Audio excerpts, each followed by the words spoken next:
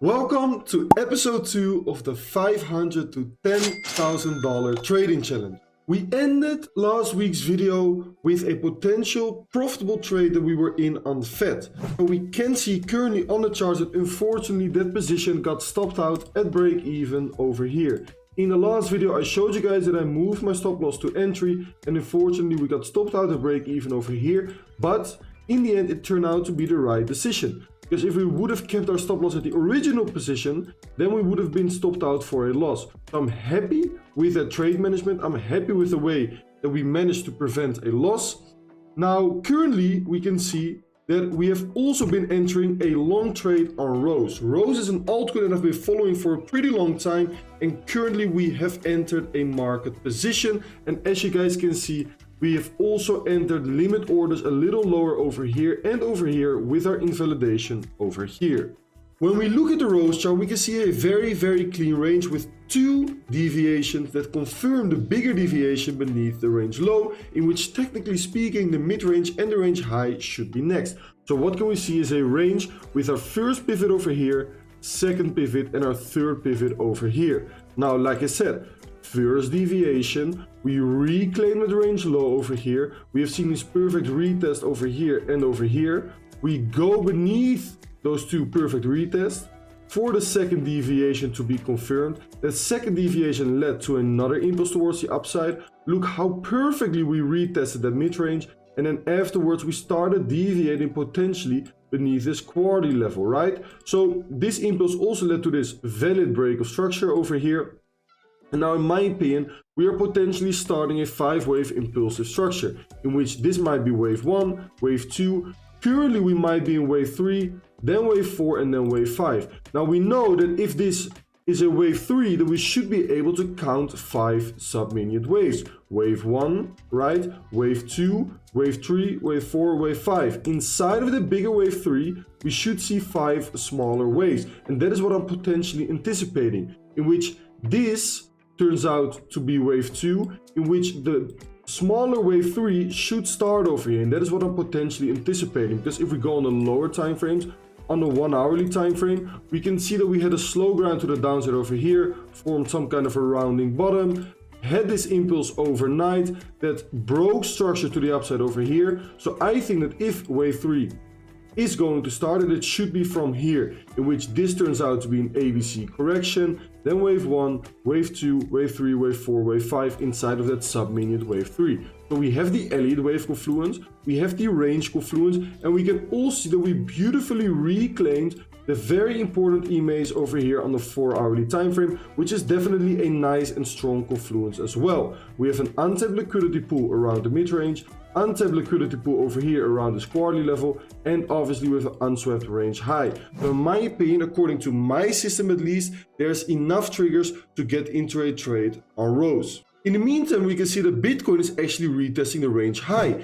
Does that mean that our trade on Bitcoin has become invalid? No, I don't think so, because as long as we are trading inside of this range, there is the possibility that we are going to visit the range low area again, all right? And as long as we don't fill 50% of this huge wick over here, in my opinion, the bigger draw liquidity is to the upside before we ever take out this low. So this trade setup on Bitcoin currently remains valid, and there's only a lot of liquidity over here yet to be swept. So we might get a dip on Bitcoin. Yes, in that case, Rose might get stopped out, but in that case, we will not only fill Bitcoin, but we can also maybe remember that we still have our AVAX orders ready to get filled as well. Because as we can see over here, the AVAX trade is still valid. We can see that also AVAX, like Rose, is potentially going to start a 5-wave impulsive structure towards the upside, in which currently we might be in an A, B, C correction to the downside, in which I'm hoping for wave C to finish around the range low, fill our orders, and then hopefully start that most impulsive wave 3 towards the upside for AVAX.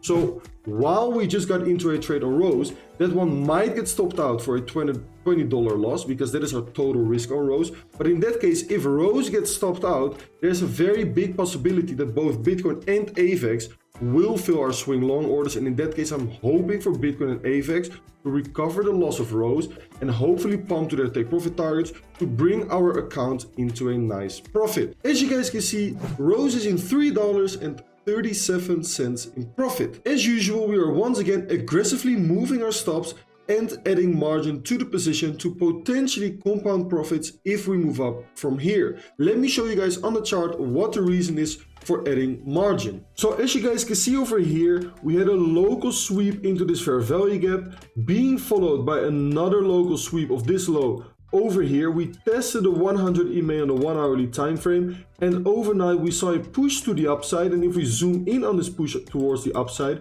we can see that we shifted structure by breaking this high that brought us to this low, right? So by shifting structure, I'm hoping for Rose not to continue lower, but to continue higher, right? Because this should be the confirmation to continue higher. So what did I do? I tightened my stop loss, in which I tightened the risk as well, and I've been adding another position like this, which is currently in a very small profit as well. And by adding another position with the same stop loss, I'm adding a little bit more risk. Currently we are risking about $10, but if we move up from here, we are potentially going to make a lot more money. So we went from the original $20 risk to the current $10 risk, but by adding margin, we have a higher position size and potential higher profits by tightening the stop loss. As you guys can see, the account is back in profit and Rose just hit the first take profit target. As explained this morning, we can see that the add-on on Rose was perfect and we perfectly tightened our stop loss.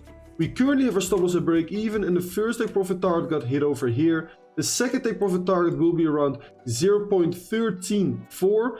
and the third take profit target will be around 0.145. Now I'm looking potentially if we can continue with strength from here to add even more margin if we get some more confirmation. But for now, this is already a beautiful position. We did remove the Bitcoin orders because Bitcoin pumped without us. The AVEX orders are still valid, and I might add some more margin or on Rose, or maybe add another altcoin position right before the weekend. But the account is back in profit. Let's fucking go. Like I said, I was looking for one more altcoin position right before the weekend. And as you guys can see right here on the screen, we did indeed enter one more long position on an altcoin, and it was Phantom. A beautiful structure over here, a range with our 3 pivots over here, 1, 2, and 3. Our first deviation over here, followed by a break of structure towards the upside. Second deviation / sweep of the range lows, followed by another break of structure towards the upside. Very impulsive move. We can also see that around the mid-range over here is where we have a huge liquidity pool, and obviously we have the untapped liquidity pool above the range high. Okay, now we can see that the first entry just got hit, and this is a swing long trade for Phantom. And we can see over here, obviously as always, the exact signal with entry, with risk, and we can see that the first entry got hit. Beautiful entry so far. Let's see if Phantom can continue higher. Rose is still running. We did close 50% already, but we are still running with 50% with our stop loss slightly into profit. Let's see if Phantom can also hit some other entries, or maybe if we can push up from here. Unfortunately, after hitting the first take profit target, our Rose long trade got stopped out in profit. We made $7.35 on the first take profit target, and by moving the stop loss into profit, we still made about 24 cents while we got stopped out in profit. The account is back in profit right now because this trade made up for the loss that we took on Solana at the beginning of the first episode. So right now the account is back in profit. That's definitely a positive thing. Before we move over to our next trade on Ethereum, we can see that Phantom is currently in a little bit of a drawdown, and that's not an issue at all in my opinion, because I'm quite hoping actually that also the second and third entry are going to get hit. Now we are currently testing important EMAs, but I'm still hoping that we test this order block over here on the 4 hourly time frame, or maybe even this little breaker block over here on the 4 hourly time frame as well, in which we might fill our second and also our third entry. Now let's move over to our brand new Ethereum trade. Because what we can see on the screen right here is that Ethereum is potentially breaking out of the reaccumulation range. I've been telling you guys this in previous YouTube videos that right now is the time to keep an eye on Ethereum. Personally, I'm expecting a move towards $2,965, and obviously we want to get in on this move. So what I'm hoping for, since it's Monday, I'm hoping for an early week flush in which we are going to take out either this sell-side liquidity or the sell-side liquidity beneath this low, in which we are going to retest the reaccumulation range And if that retest is successful, either with a bounce from the previous range high or with a smaller deviation back inside of the range followed by a reclaim and then send it to the upside, I'm hoping for our first, second and maybe even our third entries to get filled before we get that expansion towards the upside towards $2,965. Also, we flipped all important EMAs. Market structure on the 4-hourly and on the daily time frame is still towards the upside. I'm trying to ride the trend here. I'm expecting Ethereum to outplay Bitcoin over the upcoming weeks. And if our entries get hit and if we start pumping from there, we can make some nice gains.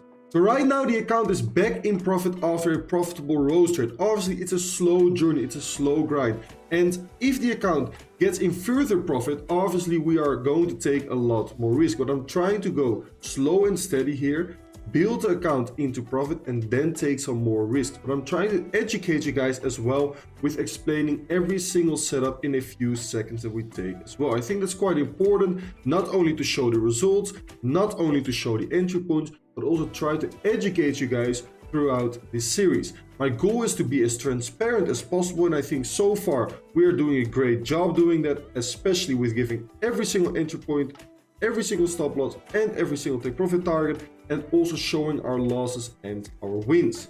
If you guys do enjoy this series so far, make sure to please smash up the like button, subscribe to our YouTube channel, and if you guys have any questions, feel free to let me know in the comments down below, and then I'll catch you guys during episode 3, in which we are going to find out if our Ethereum entries get hit, if Phantom is going to hit stop loss or take profit, and if we are going to take any more trades.